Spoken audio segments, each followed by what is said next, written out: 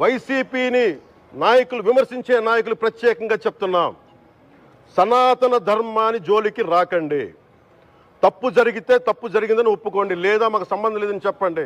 అంతేగాని మళ్ళీ అడ్డగోలుగా మాట్లాడితే ఎవ్వరం క్షమించం. ఇక్కడ మీరు కూడా హిందువులే, పొన్నవోలు సుధాకర్ రెడ్డి గారు మీరు హిందువులే. నోటికొచ్చినట్టు మాట్లాడకండి. తమాషాలుగా ఉందా మీకు? సరదాలుగా ఉన్నాయా? మొన్నటికి మొన్న ప్రకాష్ రాజ్ గారు మాట్లాడారు నా మీద. అరే నేను మాట్లాడుతుంది ఒక హిందువులు అపవిత్రం గురించి మాట్లాడుతున్నాను. ఇందులో ప్రకాష్ రాజ్ గారికి సంబంధం ఏంటి? ఇందులో నేను ఇంకొక మతాన్ని నిందించానా? ఇస్లాంని నిందించానా? క్రిస్టియానిటీని నిందించానా? అపవిత్రం జరిగింది, ఇలా జరగకూడదు, ఫుడ్ అడల్టరేషన్ జరిగిందని మాట్లాడుతుంటే దీన్ని గోల చేయకూడదంటే తప్పు